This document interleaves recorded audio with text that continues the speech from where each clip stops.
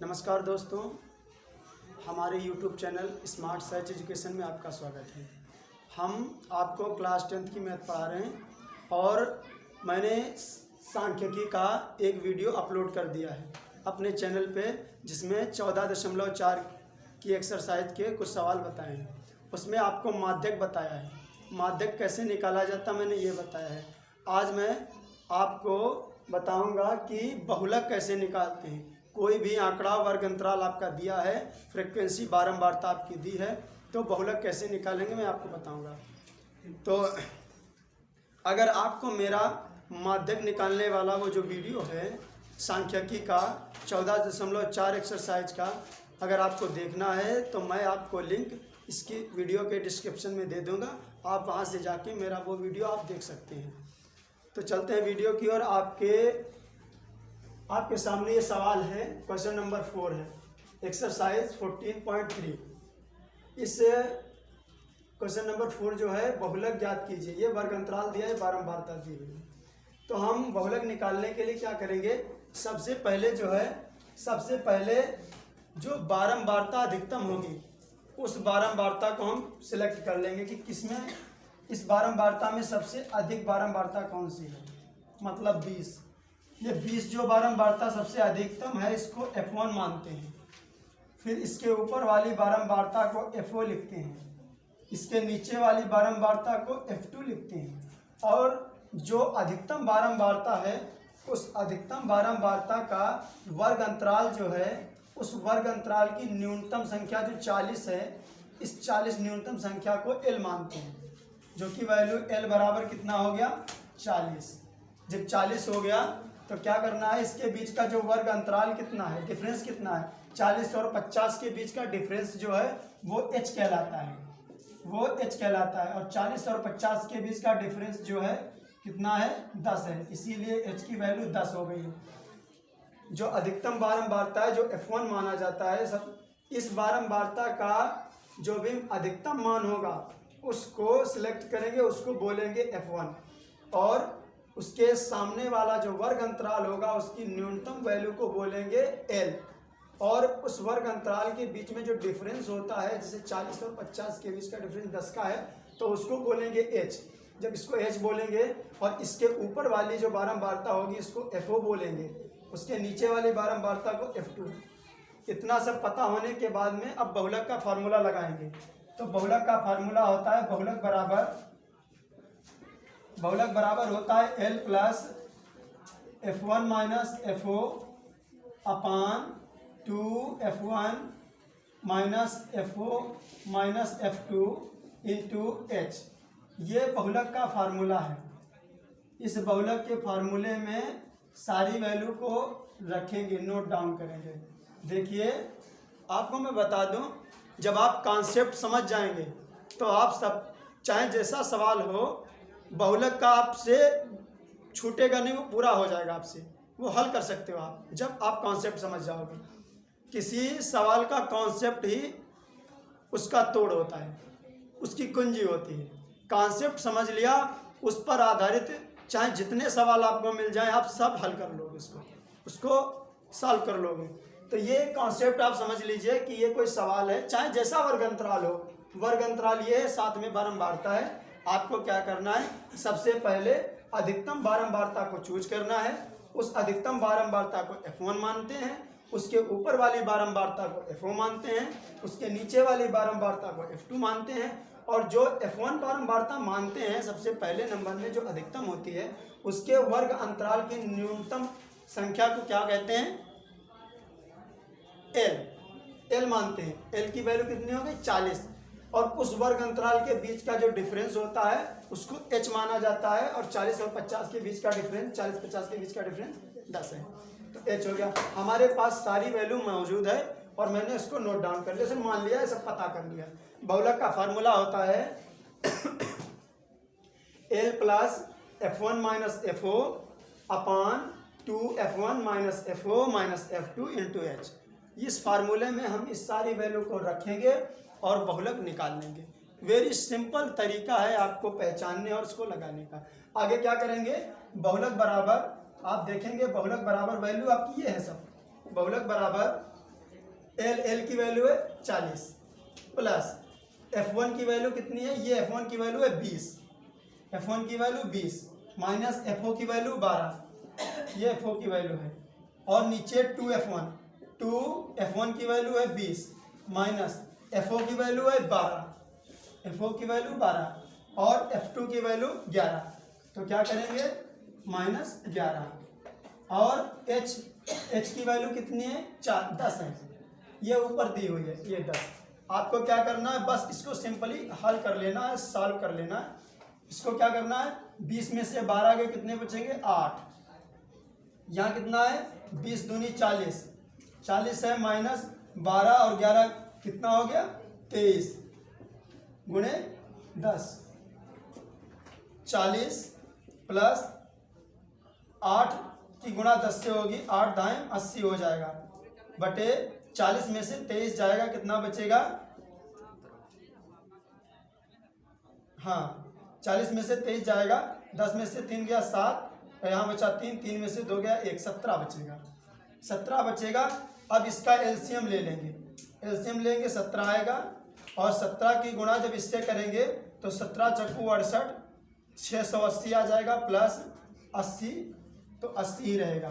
फिर 80 मतलब 160 और 160 और 600 760, 760 की को क्या करेंगे 17 से भाग करेंगे।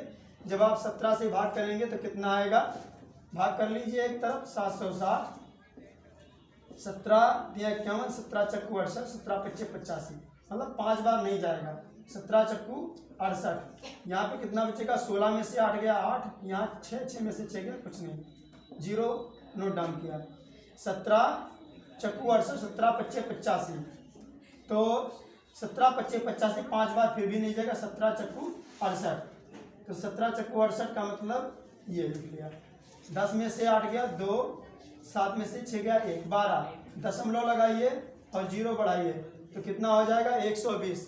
17 चक्कू 68, 17 55 85, 17 छंगा 102 और 17 सत्ती 119, मतलब 7 बार जाएगा, 119 और 1 20, मतलब 1 शेष बचेगा। मैंने 1 अंक तक निकाल लिया, बस इतना ही काफ़ी है।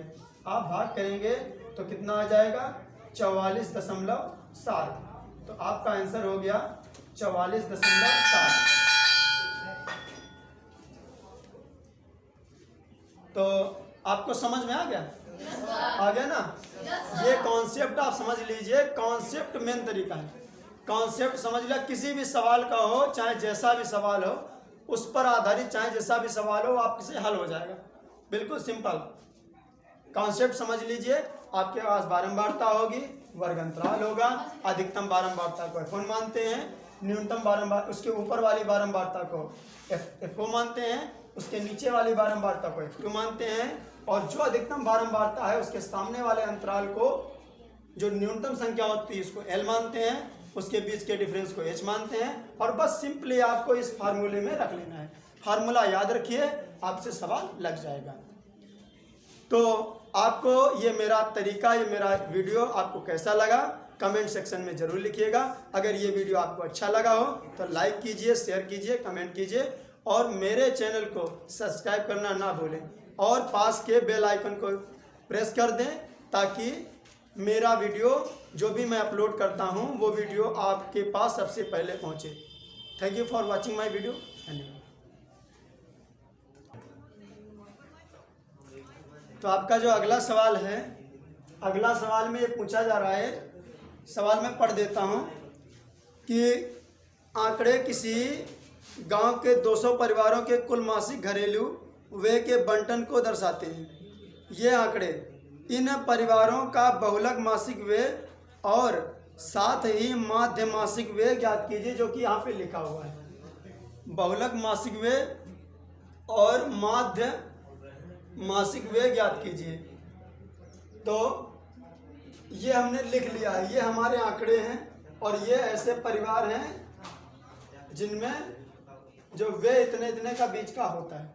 ये आंकड़ा है, ये बारंबारता है। तो हमको पहले बहुलक ज्ञात करना है। तो बहुलक कैसे ज्ञात करते हैं, बहुलक कैसे ज्ञात करते हैं, क्या करते हैं, हमने इससे पहले कॉन्सेप्ट आपको बताया। हमने सोचा एक तो बहुलक, सिर्फ बहुलक ही पूछता है, और एक दूसरे सवाल में बहुलक और मासिक माध्यव्यय वो भी पूछता है, दो चीज़ें पूछता है। तो हमने सोचा चलो आपको इस टाइप का भी एक सवाल बता देते हैं, इस पर एक कॉन्सेप्ट क्लियर करा देते हैं। तो इस टाइप का कोई सवाल आपका पड़ जाता है तो वो भी आपसे हो जाएगा। तो इसमें क्या करते हैं, मैंने बताया था सबसे पहले अधिकतम बारंबारता को चूज करते हैं, अधिकतम बारंबारता को चूज करते हैं। ये आपकी अधिकतम बारंबारता है, इसको आप F1 मानते हैं। इसके बाद में इसके ऊपर वाली बारंबारता को F0 मानते हैं। आपको बहुलक निकालना है इसलिए इसके नीचे वाली बारंबारता को F2 मानते हैं। और जो अधिकतम बारंबारता होती है इसके वर्ग अंतराल जो होता है उस अंतराल की न्यूनतम संख्या यानी 1500 को क्या करोगे, L मान लोगे। L बराबर क्या है, 1500। L है, F0 है, F1 है, F2 है, और उस जो मासिक खर्च है उस खर्च का जो अंतराल है डिफरेंस है 1500 से 2000, 1000 से 1500, मतलब 500 का डिफरेंस है। इसके बीच 500 का डिफरेंस है, उसको मान लेते हैं H 500 है। आपको बहुलक ज्ञात करना, मैंने फार्मूला आपको बताया था, बहुत सिंपल बात है हल करना इसको। अगर आपको फार्मूला पता है तो आप कोई भी सवाल लगा सकते हो। तो L plus F1 minus F0 अपान 2F1 minus F0 minus F2 into H, आपका ये फार्मूला है। इस फार्मूले में सारी वैल्यू को रखना है और आप क्या निकाल पाएंगे, मासिक बहुलक व्यय, मासिक बहुलक व्यय इस आंकड़े का। तो निकालो L बराबर कितना है, L बराबर 1500, F1 कितना है 40, माइनस F0 कितना है 24 अपान 2F1, मतलब 2 गुणे F1 की वैल्यू है 40 माइनस F0 की वैल्यू है 24 माइनस F2 की वैल्यू है 33। बस आपको सिंपली इसको हल कर लेना है, आपको बहुलक व्यय पता हो जाएगा, परिवारों का बहुलक व्यय। 1500, 40 में से 24 जाएगा, कितना बचेगा, 10 में से 4 गया 6, 3 में से 2 गया 1, 16 बचेगा। 40 दूना 80 माइनस और 24 और 33, मतलब 3 और 4 7 और 3 2 5 57 गुणे, और गुणे में H की वैल्यू देखो भूल गए थे, H की वैल्यू कितनी है 500। तो यहाँ पे क्या करेंगे 500 रखेंगे, 500 रख लिया। इसके बाद में क्या करेंगे, यहाँ पर भी 500 रख लेंगे। फिर 1500 प्लस 16 25 80, मतलब 8000 बटे 80 में से 57 जाएंगे, 10 में से 7 गया 3 और 7 में से 5 गया 2, 23 आएगा। अब क्या करेंगे, बहुलक निकालने के लिए 23 लासा ले लेंगे, 23 की गुणा 15 से करेंगे, 15 तियाँ 45 और डबल जीरो आप लगा लेंगे, 15 तियाँ 45, 4 हासिल लेगा, 15 दूनी 30, 4 34 प्लस 8000। फिर क्या करना है, इसको इसमें ऐड करो, डबल जीरो 5 8 8 4 12 और 3 1 4 बटे 23। जब आप इसको काटेंगे तो कितना आएगा, 23 दूना 46। तो इसका आंसर जो आएगा, इसको भाग करके देख लेते हैं, यहाँ साइड में भाग कर लीजिए, 23 42 500। क्या करेंगे, 23 एक कम 23, 23 दूना 46 ज़्यादा हो जाएगा। जब 23 इसमें से घटाएंगे तो 12 में से 3 गया, कितना आएगा, 12 में से 3 गया 9 3 12 9 आएगा, 3 में से 2 गया 1 आएगा, 19 आएगा। 19 के आगे 5 नोट करेंगे, क्या हो जाएगा, 23 का पढ़ा कितनी बार पढ़ सकते हैं, मान लिया 20 हो गया, जाके 7 बार, देखिए 7 तियाँ 21 और 7 दूनी 14 और 14 दो 16, 161 आएगा। 8 बार देखिए, 8 बार पढ़ेंगे, 8 तियाँ 24 और 8 दूनी 16 दो 18। हाँ ठीक है, अब चला गया। 8 बार जाएगा तो 23 अट्ठे 184। जब घटाएंगे तो 1 बचेगा, यहाँ पर 1 बचेगा, 11 बचा। आप क्या करेंगे, डबल जीरो लगाइए, 1 जीरो उतारिए, इसको फिर करोगे 23, तो कितना आएगा, 23 तियाँ 69 और 23 चक्कू 4 बार जाएगा। देखें, 4 तियाँ 12, 4 दूनी 8, 8 एक 9, 92। 92 में 23 जोड़ोगे ज़्यादा हो जाएगा तो 4 ही बार जाएगा। फिर 92 8 100 मतलब 18 बचेगा। 18 के आगे फिर ये वाला जीरो नोट करोगे तो 180 हो जाएगा। 180 हो जाएगा तो ये 7 बार जाएगा। 23 की गुणा 7 बार करोगे, 7 तियाँ 21, 7 तियाँ 21 और 7 दूनी 14, 7 दूनी 14 दो 16, 161। तो इसमें बचेगा 19 बचेगा। दशमलव लगाएंगे, जीरो बढ़ाएंगे, फिर 8 बार जाएगा क्योंकि 23 अट्ठे 184 होता है। 8 बार जाएगा तो 184 जब घटाएंगे इसमें से तो कितना आ जाएगा, 6। और बस यहीं पर रुक जाएंगे और इतना नोट कर लेंगे। आपका जो जवाब हो गया 1847.8, ये आपका आंसर हो गया बहुलक का। ये आपका बहुलक है, बहुलक व्यय। आपका बहुलक व्यय समझ में आया। अब आपको हम बताएंगे कि मासिक व्यय कैसे निकालेंगे। मासिक माध्य व्यय। अब इसका इसी में लगाना है ना, तो इसको जब रफ करेंगे तब इसके आगे आपको बताएंगे माध्य व्यय कि माध्य क्या होगा इसका, तो माध्य निकाल के बताएंगे। आपको ये समझ में आया? Yes sir. आया तो इसको जो है नोट भी कर सकते हैं, अगर नहीं नोट करना है तो इसे रफ कर दें। रफ कर दें। Yes sir. देखिए, आपको मैंने बहुलक व्यय अभी बताया, अब बताएंगे आपको मासिक माध्य व्यय। मासिक माध्य व्यय, माध्य निकालने के लिए आपको पता है कि एफ एक्स की जरूरत पड़ती है। पहले एक्स पता करेंगे, फिर एफ एक्स निकालेंगे, फिर सिग्मा एफ एक्स करेंगे और उसका माध्य का फार्मूला लगा देंगे। तो आपको क्या करना है, आपको क्या करना है कि एक्स निकालना है। आपके पास वर्ग अंतराल दिया हुआ है और वर्ग अंतराल के आगे आपको ये बारंबारता दी हुई है और आपको क्या करना है, आपको एक्स निकालना है। आपको एक्स निकालना है, ठीक है। आपको एक्स निकालना है। क्या करोगे, इसका ऐड करोगे, इसको 1000 और 1500 को ऐड करोगे तो 2500 हो जाएगा। 2500 को आधा करोगे तो एक्स आएगा निकल के। तो 2500 का आधा कितना हो जाता है, 1250। फिर 1500 और 2000 जोड़ोगे तो 3500 हो जाएगा। और 3500 को 3500 को आधा करोगे क्या हो जाएगा, 1750। मतलब 500 आगे ऐड करते हुए जाएंगे। 17 5 2250, 22 5 2750, 27 5 3250।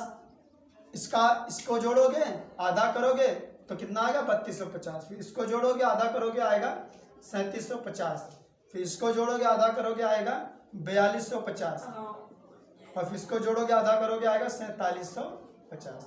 आपके पास x की वैल्यू है, f की वैल्यू है। आपको एफ एक्स निकालना है, मतलब f इंटू एक्स। आप जब इसकी मल्टीप्लाई करेंगे तो आपके सामने एफ एक्स पता हो जाएगा। तो आप इसकी मल्टीप्लाई करेंगे 24 और 1250 की आप मल्टीप्लाई कर लीजिए, आएगा 30,000। जब आप 40 और 1750 की मल्टीप्लाई करेंगे तो आप कर लीजिए, डबल जीरो लगा दीजिए।